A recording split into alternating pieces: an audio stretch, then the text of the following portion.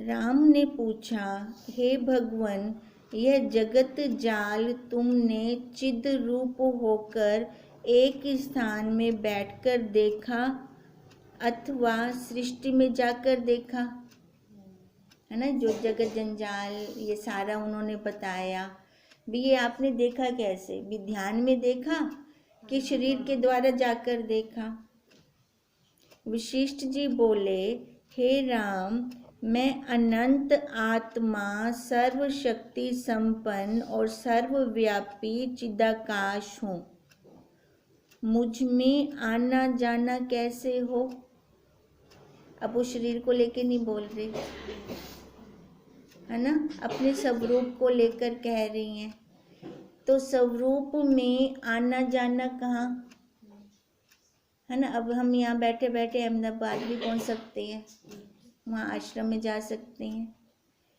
न एक स्थान में बैठकर देखा और न सृष्टि में जाकर देखा।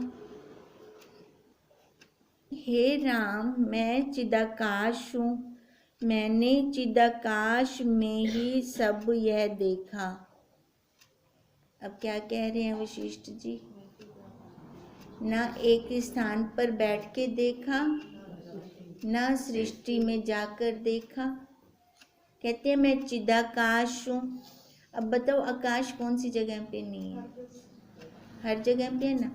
जब उन्होंने बोला ना मैं चिदाकाश में गया, पहले जब बता रहे थे वृत्तांत, तो चिदाकाश मतलब उस आकाश के अंदर व्यापक कर लिया उन्होंने अपने आप को। कहते हैं वैसे ही वह चिदाकाश मैंने चिदाकाश में ही सब देखा। हे राम, जैसे तुम अपने अंगों को शिखा से लेकर नख पर्यंत देखते हो, वैसे ही मैंने ज्ञान नेत्र से अपने आप ही में जगत को देखा। जैसे हम अपने शरीर को देखते हैं, कहते हैं अब ज्ञान नेत्र से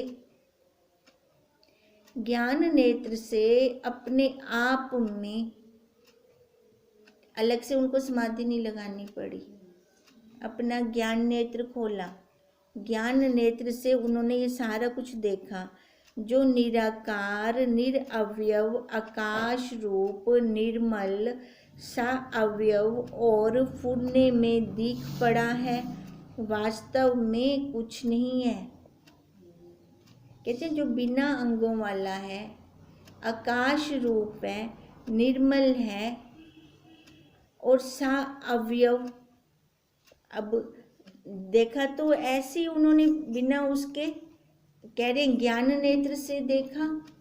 अब ज्ञान नेत्र से उन्होंने जितना कुछ देखा, कहते हैं सा अवयव, शरीर समेत फूटने में ये दिख पड़ा मेरे को। जैसे हम कई बार ना अपने किसी ख्यालों में खोए हुए होते हैं, तो आगे वैसी क्रिया दिख रही होती है हमें, भले हो नहीं रही होती हमारे आगे, हमें वैसे पूरे शरीर वो दिख रहे होते हैं करते हुए। वास्तव में कुछ बना नहीं है। भले मैंने देखा ना, ये जो भी मैंने सृष्टि देखी, पर बनी नहीं है, ये केवल आकाश रूप है। मतलब जैसे बच्चे को वो परछाई दिखाई देती है बेताल की, तो वो डर जाता है। कहती है ऐसा बनना कुछ नहीं है सारा आकाश रूप ही। जैसे स्वप्न में सृष्टि का अनुभव हो, स्वप्न वाला उदाहरण बिल्कुल सटीक बैठता है ना, क्योंकि हम सबको स्वप्न का अनुभव है, इसलिए जल्दी समझ में आ जाता है फिर हमें। परंतु संबित रूप है, बना कुछ नहीं। कहते हैं जैसे स्वप्न हम देखते हैं, अब स्वप्न कैसे है? खाली संबित रूप है, दिखता है ना, एकदम सच दिखता है ना स्वप्न में, पर बना तो कुछ नहीं। और जैसे वृक्ष के पत्ते, टास, फूल, फल सब वृक्ष के अंग होते हैं, वैसे ही ज्ञान नेत्र से मैंने जगत को देखा। अब देखो, अब जैसे वृक्ष दिखता है तो उसके सारा कुछ दिखेगा, है ना। अब उन्होंने सृष्टि देखी तो उसमें उन्होंने अच्छा भी देखा, बुरा भी देखा, सब कुछ देखा, पर देखा कैसे? वही रूप देखा, अपने ज्ञान नेत्र से देखा। हे राम, जैसे समुद्र अपने तरंग, फेन, बुलबुले और जल को अपने आप में ही देखता है। अब समुद्र के अंदर तरंगे उठ रही हों, अब समुद्र उनको अपने से अलग जानेगा? नहीं, उनको वही अपना रूप देखेगा ना, चाहे बूंद ही क्यों ना हो। समुद्र को ये तो नहीं होगा कि अलग है ये, उसको अपना रूप ही देखता है।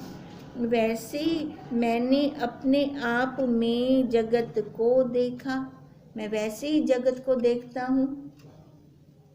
यानी व्यापक दृष्टि से कह रही हैं, आकाश दृष्टि से, उस चिदाकाश में फैलकर वो अपने आप को। अब ये बताओ कि आकाश कहाँ नहीं है? पूर्ण है ना, सब जगह है आकाश। तो ऐसे कह रहे मैं भी सब जगह हूँ। जो मैं सब जगह में सारा कुछ देख रहा हूँ, तो मैं फिर वही मेरा ही रूप हो गया ना। मेरे से बाहर तो ना हुआ, मेरे से अलग तो ना हुआ, वही रूप है। अब भी मैं इस देह में स्थित हुआ पर्वत की सृष्टि को ज्ञान से देखता हूँ। जैसे कुटी के भीतर बाहर आकाश एक रूप है, वैसे ही मुझको आगे और अब भी आकाश रूप जगत अपने आप में भासित होते हैं। पीछे वो बता के आए थे भी पहाड़ों की अलग सृष्टि है, जल की अलग सृष्टि है, कुटी बनाई थी, है ना। तो अब वो वही बात कह रही हैं कि अब भले मैं इस शरीर में बैठा हूँ, फिर भी मेरे को उस सृष्टि का पता है। और वो पता कैसे है? हम कहेंगे हमें तो नहीं पता चलता। उनकी वृत्ति एकदम सूक्ष्म तेल धारावत हो गई है, पानी की तरह, बिल्कुल ऐसी वृत्ति हो गई है उनकी। और ज्ञान नेत्र खुल गया है। ज्ञान नेत्र हम सब में है, ठीक है। तो उसको खोलने का पुरुषार्थ है, अपनी वृत्ति को सूक्ष्म करने का पुरुषार्थ है। स्थूल देह पे नहीं बैठ के हम देख सकते उसको। सूक्ष्म से, सूक्ष्म वृत्ति से, सूक्ष्म जगत को हम जान सकते हैं। जैसे जल अपने रस को जानता है, बर्फ अपनी शीतलता को जानती है और पवन अपनी स्पंदता को जानता है, वैसी मैंने ज्ञान से सृष्टि को अपने में देखा। बार बार वो ज्ञान कह रही हैं, इन स्थूल आंखों का नाम नहीं ले रहे वो। ज्ञान नेत्र, ज्ञान है ना, ज्ञान से इस सृष्टि को मैंने अपने में देखा। जिस ज्ञानवान पुरुष की शुद्धि बुद्धि में एकता हुई है, वह अपने को सर्व आत्मा देखता है। कहते हैं जिसकी बुद्धि शुद्ध हो गई है तो वो ज्ञानवान होगा, है ना। उसकी बुद्धि से मलिनता निकल गई ना, तो वो ज्ञानवान होगा। तो कहते हैं जो ज्ञानवान है ना, जिसकी बुद्धि शुद्ध हो गई है, तो वो अपने में ही देखता है ये सारा जगत, अलग से किसी को ब्लेम नहीं करता, किसी के ऊपर भी वो। और जिसको आत्म स्थिति हुई है, वह अवेदन को भी अवेदन देखता है और कभी उपजा नहीं मानता। अब ये अवेदन होता है जो बाहर हो रहा है, हम ना चाहते हुए भी हमारे साथ हो रहा है। कहते हैं वो भी जो होता है ना, अनहोना होता है, उसको भी वो यही समझता है, बना कुछ नहीं है कुछ नहीं। उसकी बुद्धि में देखो कितनी दृढ़ता होगी। अब अपने साथ कुछ अचानक से अनहोना हो जाए, हम तो लेके बैठ जाते हैं उसको। अब जो हुआ ही नहीं है, अब हो जाता है। अब शिष्ट जी कह रही हैं कि जिसकी आत्मा में स्थिति हुई है, वह अवेदन को भी अवेदन देखता है, बाहर का ही बाहर निकाल देता है, उसको अंदर नहीं लेकर जाता वो। और कभी उपजा हुआ मानता ही नहीं है। जैसे देवता अपने अपने स्थान में बैठे हुए दिव्य नेत्रों से कोटि योजन पर्यंत अपने को विद्यमान देखते हैं। अब देवता लोग कहाँ बैठे हैं, ठीक है, और पर कैसे देख रहे हैं? दिव्य नेत्रों से अपने को हर चीज में विद्यमान देखते हैं। वैसे ही जगतों में मैंने सर्व आत्म होकर देखा। अब कहते हैं जब देवता लोग ये देख सकते हैं तो अपना ज्ञान तो ऊंचा है, तो मैंने अपनी बुद्धि को वैसे बना दिया, वैसे बनाकर मैंने पूरी सृष्टि को अपने अंदर ही देख लिया। जैसे पृथ्वी में जो निधि, औषध और रस सहित पदार्थ होते हैं उन्हें पृथ्वी अपने में ही देखती है, वो पृथ्वी से अलग तो नहीं है। वैसे ही मैंने जगत को अपने में ही देखा है। अब कहने का भाव क्या है? सारा मैं ही रूप है ना। मैंने अपने में देखा है, अब मैं हूँ तभी तो देख रहा हूँ, तो इसका मतलब मैं तो वही सर्वात्मा हूँ। अगर शरीर से देखता तो मुर्दा भी देखता, फिर बताता, पर मुर्दा तो नहीं देखता। इसका मतलब जो ये 5 भूतों का बना हुआ शरीर है, ये जड़, इसको नहीं पता कुछ भी। ये किसी भी चीज में हस्तक्षेप नहीं करता। हस्तक्षेप कौन करता है? जीव जब बन के बैठता है तब वो हस्तक्षेप करता है। अगर वो बनना ही छोड़ दे तो फिर वही रूप है, क्योंकि हम वास्तव में वही रूप हैं। हम अपने ऊपर आरोप लगाकर बैठे हैं, बहुत सारी उपाधियां चढ़ाकर बैठे हैं। अगर हम वो उपाधियां हटा दें तो नीचे वही निकल आएगा ना अपना सत्य। राम ने पूछा, हे भगवान, वह जो छंद का पाठ करने वाली कमल नैनी कांता थी, उसने फिर क्या किया? उन्होंने कहा ना, देखा मैंने, आवाज़ आई थी मेरे को, कहाँ से आई आवाज़? फिर वो देखा तो एक वो कमल नैनी सी कर रही थी वहाँ से। तो अब राम जी पूछ रहे हैं, अच्छा ये बताओ वो कौन थी? फिर वशिष्ठ जी बोले, हे राम, वह आकाश शरीर को धारण करके मेरे निकट आई, और जैसे भवानी आकाश में आकर स्थित हो वैसे ही आकर स्थित हुई। जैसे मैं आकाश शरीर था वैसे ही उसको भी मैंने आकाश शरीर देखा। प्रथम मैंने आकाश में ही इस कारण ना देखा कि मेरा आदिक भौतिक शरीर था। अब वशिष्ठ जी कह रहे हैं कि वो आकाश शरीर लेकर, है ना, आकाश को धारण करके मेरे पास आई। अब देखो, कई बार हमें भी कोई फीलिंग होती है जब हम ध्यान में बैठते हैं, आंखें बंद होती हैं, भी अपने साथ कोई आ गया है, कोई बैठा है, या सामने कोई खड़ा है, होती है फीलिंग ऐसे, है ना। आंखें बंद से, आंखें खोलेंगे नहीं दिखेगा, आंखें खोलेंगे नहीं दिखेगा, इन स्थूल आंखों से हम नहीं देख पाएंगे। बंद आंखों से हम ये अनुभूति, हम सबका देखो अनुभव है, ये हमने की हुई है ये अनुभूति। अब कहते हैं पहले मैं ना आदिक भौतिक शरीर में था, शरीर से देखना चाह रहा था, इस शरीर से, इन आंखों से नहीं दिखा क्योंकि वो आकाश रूप थी। फिर सूक्ष्म को सूक्ष्म से ही देखा जाएगा ना, सूक्ष्म को स्थूल से नहीं देख सकते हम। तो उसके लिए फिर उन्होंने आकाश रूप अपने शरीर को किया, अपने आप को आकाश रूप किया। आकाश रूप माने, हाँ, स्वरूप को, वृत्ति को अंदर ले गए, फिर वो आकाश रूप में आए। फिर जाके उन्होंने देखा मैं आकाश रूप हूँ और वह सुंदरी भी आकाश रूप है, और जगत जाल जो देखे वे भी आकाश रूप है। श्री राम ने पूछा, हे भगवान, तुम भी आकाश रूप थे और वह भी आकाश रूप थी, पर वाचन विलास तो तब होता है जब शरीर होता है। फिर बोले कैसे? उसमें बोलने का स्थान कंठ, तालु, नासिका, दांत, होंठ और हृदय में प्रेरणा वाले प्राण होते हैं और अक्षर का उच्चारण होता है। पर तुम दोनों तो निराकार थे। तुमने देखा और बोला किस प्रकार?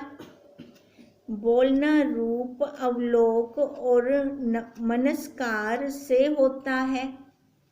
रूप अर्थात दृश्य, अवलोक अर्थात इंद्रियां और मनस्कार अर्थात मन का फूलना। इन तीनों के बिना तुम कैसे बोले?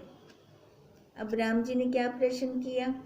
भी आप तो वही संबित रूप थे ना, आकाश रूप थे, तो आपने बोला कैसे? इंद्रियां चाहिए बोलने के लिए, तो फिर ये वार्तालाप कैसे हुई? वशिष्ठ जी बोले, हे राम, स्वप्न में रूप, अवलोक और मनस्कार, शब्द, पाठ और परस्पर वचन जो होते हैं वे आकाश रूप होते हैं, होते ना। स्वप्न का उदाहरण सटीक है एकदम, क्योंकि हम सबकी अनुभूति है उस चीज की। तो वही कह रही हैं, स्वप्न में वो सारे आकाश रूप हैं। वैसे ही हमारा देखना, बोलना और आपस में संवाद हुआ था। अब देखो, स्वप्न में भी तो इंद्रियां थी ना, इंद्रियों के साथ हमने सारी क्रिया की ना, या हम कहीं गए या किसी से मिले या किसी से कोई बात की, सारा कुछ था। पर जब जागृत में आए तो कुछ नहीं था। जैसे स्वप्न में रूप, अवलोक और मनस्कार आकाश रूप होते हैं और प्रत्यक्ष प्रतीत होते हैं, वैसे हमारा देखना और बोलना हुआ। था तो आकाश रूप, पर प्रत्यक्ष लगा हमें। यह प्रश्न तुम्हारा सही नहीं है कि देखना और बोलना कैसे हुआ। देखो, हमारी जब गुरुदेव से बात होती है ना, होती है ना, तो हम कैसे करते हैं? गुरुदेव नहीं, हाँ, बिना इंद्रियों के होती है ना, सारा कुछ हमें पता चल रहा होता है, बताते हैं हमें, है ना, बताते हैं ना। बिना इंद्रियों के हमने बोला, बिना इंद्रियों के उन्होंने जवाब दिया। ये अनुभूति है ना अपनी, तो वो कैसे हुआ?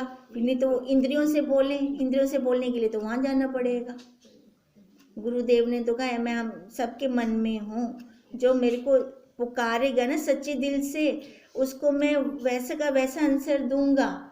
जो मेरे से बातचीत करना चाहते हैं वैसे का वैसे मैं उनसे बातचीत करता हूँ, और करते भी हैं गुरुदेव बात।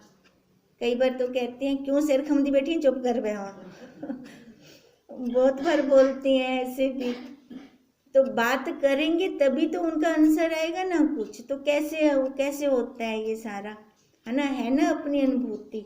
अब ऐसी कह रहे हैं, जैसे आकाश में सृष्टि देखी है वैसे ही यह सृष्टि भी है, और जैसे उनके शरीर थे वैसे ही इनके और हमारे शरीर हैं। जैसे यह जगत है वैसे ही वह जगत भी है। ये स्थूल वाला जगत है, वो सूक्ष्म वाला जगत है। हे राम, यह आश्चर्य है कि सत्य वस्तु नहीं भासित होती और असत्य वस्तु भासित होती है। देखो कितना बड़ा आश्चर्य है। जो सत्य है वो नहीं दिखती, उसको अनुभव करना पड़ेगा, और जो झूठी वस्तु है ना वो प्रत्यक्ष दिख रही है। अब इसका मतलब जो इन आंखों से देख रहे हैं ना वो सब झूठ है, सारा का सारा ही झूठ है। जैसे स्वप्न में पृथ्वी, पर्वत, समुद्र और जगत व्यवहार वास्तविक नहीं पर दिखता तो है ना, प्रत्यक्ष दिखता है ना, पर कह रहे हैं वो झूठ है सारा, और हम भी मान लेते हैं, स्वप्न वाले को झूठ मान लेते हैं। कहते हैं तू इसको झूठ मान, जो ये सामने दिख रहा है तेरे को, पर प्रत्यक्ष लगता है, स्वप्न में है सारा, है ना, व्यवहार वास्तविक नहीं है। पर प्रत्यक्ष लगता है और सत वस्तु अनुभव रूप नहीं भासती। जो सत वस्तु है वो अनुभव रूप है ना, होना तो यही चाहिए ना, सत्य की अनुभूति होनी चाहिए। जो प्रत्यक्ष दिख रहा है वो झूठ लगना चाहिए, पर ऐसे तो होता नहीं। क्या होता है, जो प्रत्यक्ष दिखता है उसको हम सत्य मान लेते हैं, है ना, और जो हमारा अपना है उसको हम ऐसे असत्य, मिथ्या, अध्यास। वैसे हम तुम जगत सब आकाश रूप है। जैसे स्वप्न में युद्ध होते दिखते हैं, शब्द होते हैं और आना जाना दिखता है, पर सब आकाश रूप है, उनका कोई अर्थ तो नहीं, स्वप्न का हुआ कुछ नहीं। वैसे ही यह जगत भी है। हे राम, स्वप्न सृष्टि मिथ्या है, कुछ बनी नहीं, और जो कुछ है सो अनुभव रूप है। स्वप्न का भी तो अनुभव लेते हैं, दिखा तो नहीं पाते। हम कह नहीं सकते ना किसी को स्वप्न में तुम मेरे साथ क्यों लड़ रही थी, वो कहेगा मैं कब लड़ा, है ना। हम किसी को कह नहीं सकते कुछ, कहते हैं ऐसी तो इस जगत को जान, जैसे स्वप्न को जानती है ना, एकदम उसका अनुभूति लेती है, ऐसी इस जगत को जान, वरना कुछ भी नहीं है, सब मिथ्या है। जो तुम पूछो कि स्वप्न क्या है और कैसे होता है, तो सुनो, बार बार विशेष जी स्वप्न का उदाहरण दे रहे हैं। अब फिर राम जी को कहते हैं, अब दिमाग में कभी ये आ रहा हो कि स्वप्न क्या है और कैसे होते हैं, तो वो सुनो। आदि परमात्म तत्व में स्वप्न में किंचन हुआ है, सो वह विराट आत्मा है। कहते हैं आदि परमात्म तत्व में जब कुछ थोड़ा सा फुरना उठा, किंचन हुआ, तो वो जो किंचन हुआ वो विराट आत्मा, मतलब ये पूरे इसका जगत का विराट आत्मा है। फिर उससे ये जीव हुए, फुरना हुआ ना एक से दो होने का, अब एक से दो कैसे होंगे, अब और बनाया ना, जैसे जीव हुए, सो वे आकाश रूप हैं, क्योंकि विराट आकाश रूप है। पहले तो सत्य थे जीव भी, वो प्रसंग याद है ना, वो बच्चे वाला और नारद मुनि वाला, है ना, वो लात मार गया, पहले तो कुछ असर ना हुआ, उस स्त्री ने चुप करा दिया बच्चे को, पर फिर जब ऊपर जाके उन्होंने कहा भी ब्रह्मा जी को, नारद जी ने भी तुम्हारी सृष्टि चलन वाली कहनी, है ना, फिर ब्रह्मा जी ने छड़ी घुमाई माया की, फिर कहा अब फिर से जा तू वहाँ पर, फिर वहाँ गए तो फिर उसके मन का फुरना आया ना, अब फिर नारद जी ने कहा हाँ चल पोसे सृष्टि, है ना, तो मतलब वो फुरना आया तो वो जीव बन गया, पहले वो शुद्ध था। कहते हैं फिर उसमें ये जीव हुए, सो ये आकाश रूप है, क्योंकि विराट आकाश रूप है और ये सब भी आकाश रूप है। स्वप्न का दृष्टांत भी मैंने बोध के निमित्त तुमसे कहा है। कहते हैं जैसे स्वप्न में सारा बना कुछ नहीं, फिर भी बना, ठीक है, तो था वो आकाश रूप। कहते हैं तुम्हारे बोध के निमित्त, मतलब हमें, क्योंकि हम स्वप्न को जानते हैं ना, तो वैसे ही हमें उदाहरण देकर, वही दृष्टांत देकर समझाते हैं, क्योंकि स्वप्न में भी कुछ बना नहीं, केवल आत्म तत्व मात्र है। जैसे पूरे विश्व विराट में वही आत्मा है, कहते हैं ऐसे तेरे अंदर भी वही आत्मा है, वहाँ से ही निकला स्वप्न, ऐसी पूरे विश्व विराट रूप आत्मा में से ही ये जीव निकले, है ना। इनको हमने जीव की संज्ञा क्यों दी, क्योंकि अपने में आ गए ना, परिचिनता में आ गए, है ना, इसलिए इनको जीव की संज्ञा दी। नहीं तो ये क्या है, ब्रह्म, नहीं तो ये सारे ब्रह्म है। कहते हैं ब्रह्म ही अपने आप में स्थित है, ये जितने जीव है ना, ये जीव नहीं है, ये सारे ब्रह्म है। जैसे अलग अलग वैरायटी हो जाए, समुद्र के अंदर तरंग हो जाए, बूंद हो जाए, बुदबुदे, फेन, पर है तो वही ना। अब कहते ये सारी वैरायटियां हैं, पर है वो सारा ब्रह्म। हे राम, वह कांता जब मैंने देखी तो मैंने उससे पूछा, क्योंकि संकल्प मेरा और उसका एक था। अब पीछे वाली वार्तालाप शुरू कर रहे हैं वशिष्ठ जी। जब वो वाली स्त्री देखी, अब दोनों आकाश रूप थे, आकाश रूप से ही उन्होंने वार्तालाप की। अब कहते हैं जब मैंने वो देखा तो उससे मैंने वार्ता की। जैसे स्वप्न में स्वप्न होता है वैसे ही हमारा हुआ। हे राम, जैसे स्वप्न की सृष्टि आकाश रूप होती है वैसे ही हम, तुम और सब जगत आकाश रूप है। कुछ हुआ नहीं। स्वप्न जगत और जागृत जगत एक रूप है। अब उसको समझा रही हैं कि जैसे स्वप्न है पर बना कुछ नहीं, ऐसे ये जागृत है। कहते ये बना कुछ नहीं, स्वप्न और जागृत एक रूप है, परंतु जागृत दीर्घ काल का स्वप्न है। इससे इसमें दृढ़ व्यवहार, उत्पत्ति और प्रलय होने लगते हैं। ये दीर्घ काल का स्वप्न है ना, ये ब्रह्मा जी का स्वप्न चल रहा है।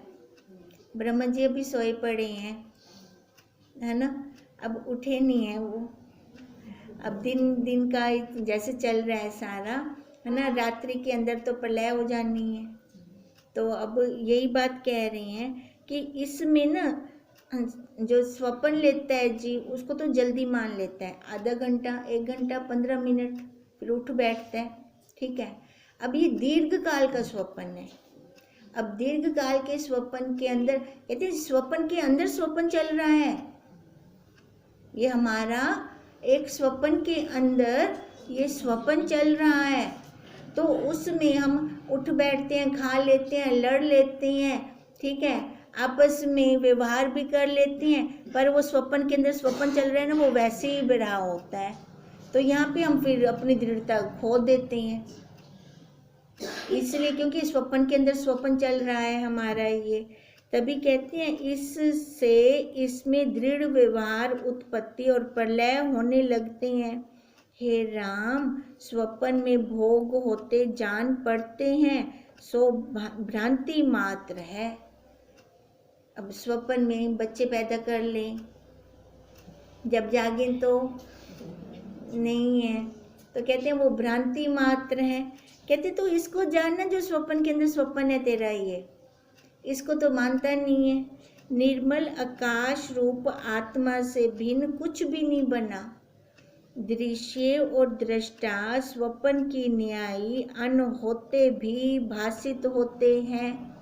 दृश्य और दृष्टा, है ना, एक दृश्य हो गया, एक दृष्टा हो गया। कहते हैं बनना कुछ नहीं है, अन होते हुए फिर भी दिख रहे हैं। हम तुम आदि दृश्य को मन रूपी दृष्टा जो सत्य मानता है, सो दोनों अज्ञान है ना। जो हम बैठे हैं आपस में, हम तुम, और जो भी ये मान रहा है, सत्य मान रहा है, मन रूपी दृष्टा जो इनको सत्य मान रहा है, कहते मन भी झूठा है ना, जो हम तुम है वो भी झूठे हैं। ये क्यों दिखते हैं? अज्ञान से, भ्रम मात्र हमें उदय हुए दिखते हैं। जो शुद्ध दृष्टा है वह दृश्य से रहित है। अब मन के 2 रूप बोले ना, एक शुद्ध एक अशुद्ध।